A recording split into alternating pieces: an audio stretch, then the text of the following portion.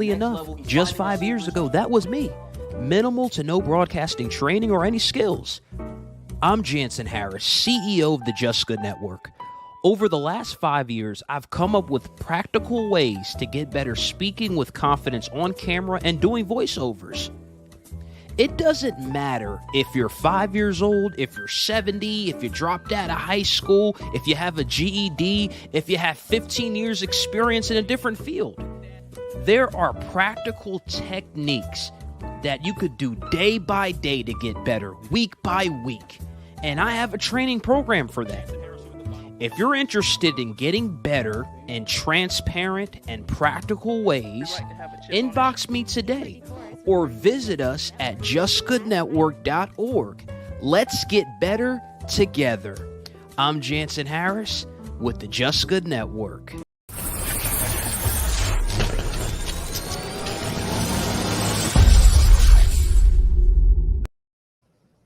Hey everybody, Jansen Harris here with the Flying High podcast. Joining me is Pratish. How are you, man? How you feeling? I'm doing good, feeling good. Definitely a huge Falcons fan, and we just won, so I'm definitely feeling really, really good right now. Absolutely. We're going to talk about that game in London, 27-20. The Falcons are 2-3. Pratish, give me your reaction on the win. What are your thoughts on the Falcons improving to 2-3? I thought that Matt Ryan was on fire throughout the whole game and didn't miss a beat. We saw that last week during the Washington game, and he continued on this week as well.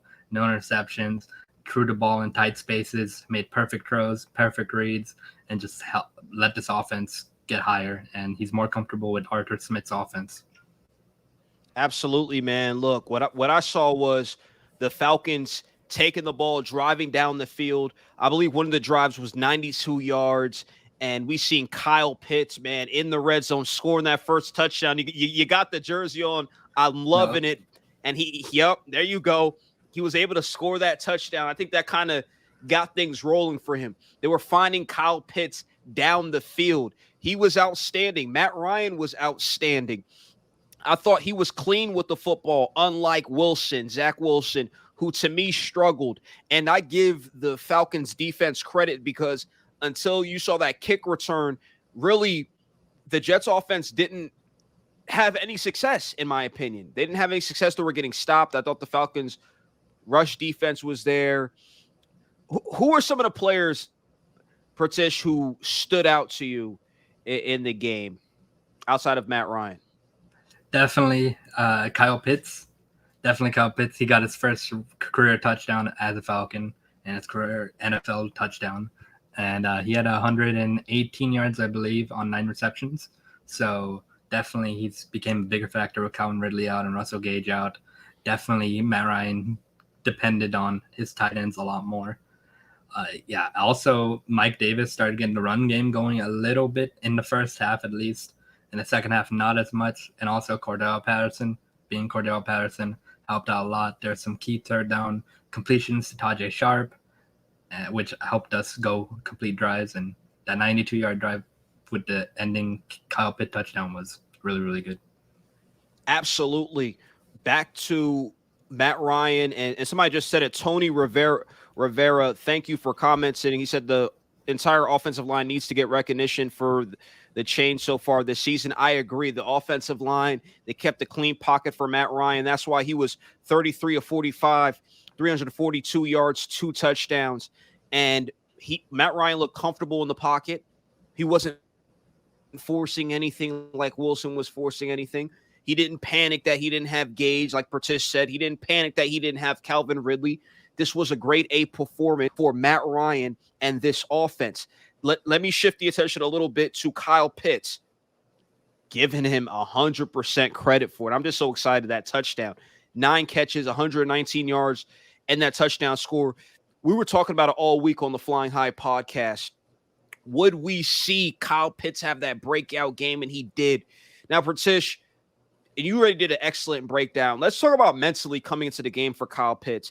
When he saw that Ridley wasn't playing, when he saw that Gage wasn't playing, do you think something in his head was just like, okay, I must have a great game? Do you think it was in his head, Arthur Smith's head, where it's like, we can't fail this week. This week needs to be the week that we perform well. Yeah, I think whenever key receivers are out and people in the offense need to step up, I think Kyle Pitts had a mentality that he was going to be trying his best to provide Matt Ryan a solid option in the end zone in the passing game, and he definitely succeeded and excelled with flying colors. Absolutely. Let's go talk about Cordarrelle Patterson, who he's been excellent today. 14 carries, 54 yards, 7 receptions, 60 yards, 16 on his longest catch. Tell me about his impact in this game and what you saw out of him. In this game, Cordarrelle Patterson, he caught a lot of balls and ran really, really well. He got a couple of 10-yard gains running. He got really good completions for second down to make third down shorter for Matt Ryan in the offense. Definitely just been an all-around player this game. He didn't have any touchdowns this game, but he was a big factor as well as such as Kyle Pitts in this game. I just love what Cordarrelle Patterson is doing because to me, he's proving a lot of people wrong, including myself and others, that, hey, he's a viable option every week. He's been the one player the Falcons every week could rely on. I like that.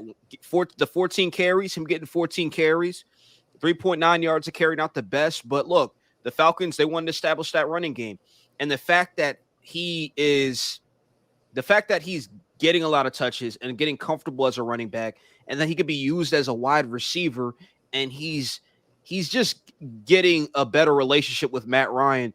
It makes the Falcons offense more dangerous. So when I look at Patterson so far, I would say, and Matt Ryan's been on a tear maybe outside of Matt Ryan, he is the MVP of this team. Literally every game he has showed up, he's performed, and that's why they're 2-3. There's people who are going to say, well, it's the Jets. Yeah, it is the Jets, but these are two teams that needed a victory, and the Falcons got the job done. And back to recap the running game, we had Patterson at 54 yards.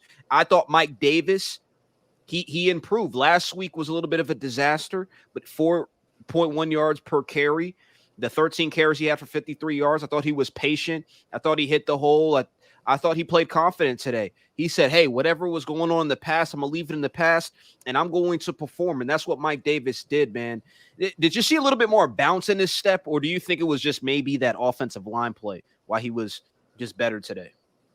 I think the offensive line actually helped more than not, let's say, last week or the week before. And that definitely helped a little bit. But I think Mike Davis has just been slowly increasing and getting better throughout the season. And definitely he showed it right here. Got some more tough runs, hit holes, like you said. And definitely I feel like he's going to be like a really good back throughout the season and get more carries and hit the holes more often. And it could be looking dangerous. Absolutely.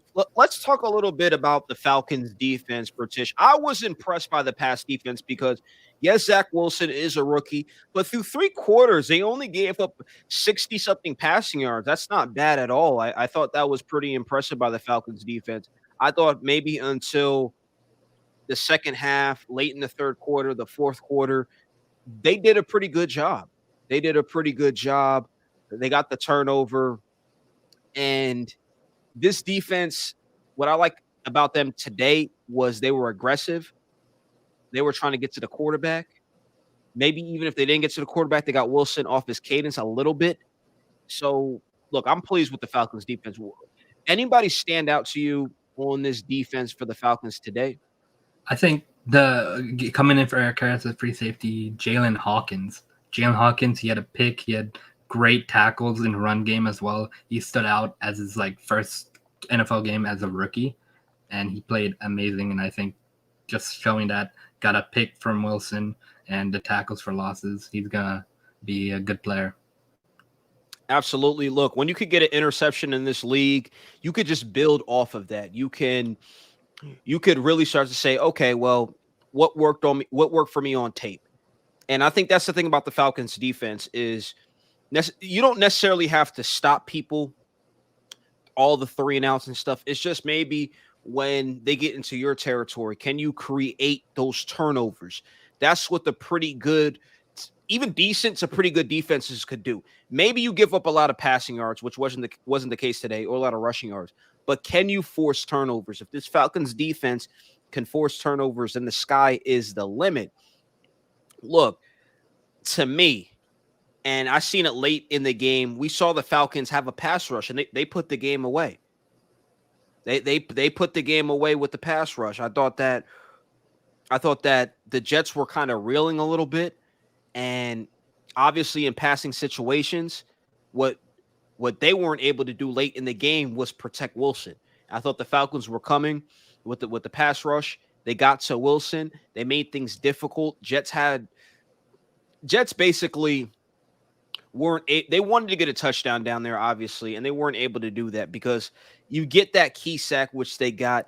It messes field position up. It puts the Falcons defense in a great position where they could pin their horns back and know, okay, they definitely have to pass. So I think if the Falcons could continue to twice, that's okay. 2-3 times, get to the quarterback, get pressures, create pressure, then they will be fine. They don't have to be a sexy top 10, top 5 defense. But if they can get to the quarterback, which they did twice today, then good things could happen for this Falcons defense. Also, the Jets were, 5 for 10 on third down. Look, Falcons were 9 for 14. Clearly the better team on third down. A lot of times the better team on third down usually wins the football game, so I'll take that. The Jets gave up 342 passing yards. Credit to Matt Ryan. Falcons defense only gave up 166. So I think there's a lot of takeaways from this defense we could look at and say, wow, they did their job. They did this. But let's give credit to the Falcons offensive line as a team. I want to clap it up for them because the Falcons offensive line, they didn't give up a sack. Matt Ryan, to me, wasn't hurried all day long. The Jets, they showed blitz. You saw guys like Mike Davis step in, pick up blitz packages. He ran the ball well, and he did that. Look, if they could keep a clean pocket for Matt Ryan, it'll put him in position to make big-time plays. And that's the key, is will Matt Ryan have time to make plays down the field? Will the defense hold up? Because Matt Ryan, if the pocket is clean, then he'll be able to make plays. It put him in winning positions. But when he's under pressure, that's when he makes mistakes, and he's not able to put the ball right on the mark with the wide receivers.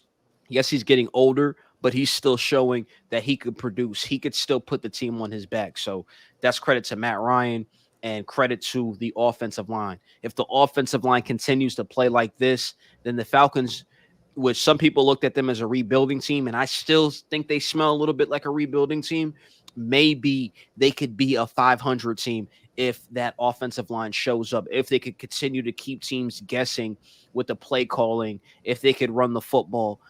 What are some of the keys to this Falcons team, in your opinion, Pratish, moving forward? Like I said in our previous video, the play action game was really on key throughout the whole game today because the running game was working. And the running game was working. It killed the Jets on defense. Definitely Matt Ryan threw perfect passes and killed them. That's one of the keys that we need to go going forward. More run game, setting up play action better, so that way we can go down the field more often. And if the running game works, we don't have to pass second down, third down every time. And also, yeah. Oh, go ahead. Sorry to cut you off. Go ahead. You're good. Yeah, definitely. Also, Matt Ryan, staying Matt Ryan, going off, throwing perfect passes, playing an amazing game. And also the offensive line having 0 sacks, amazing. It's a very different offensive line we saw today than in week 1 against the Eagles, where they couldn't protect anybody. And Matt Ryan just went down almost every play. So, yeah. Absolutely, man. And I agree with you. If they could keep Matt Ryan clean and Matt Ryan could keep performing, and I want to give him his credit. If Matt Ryan can keep performing, then the sky's the limit for this team. The last 3 weeks, 8 touchdowns, 0 interceptions. Not throwing any picks. Some people will say, oh, well, it's the competition.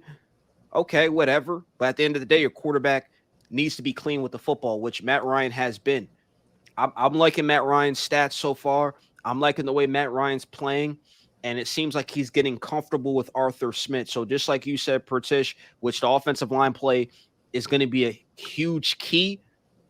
Also, that relationship with Arthur Smith and Matt Ryan going forward, that's going to be a huge key as well, too.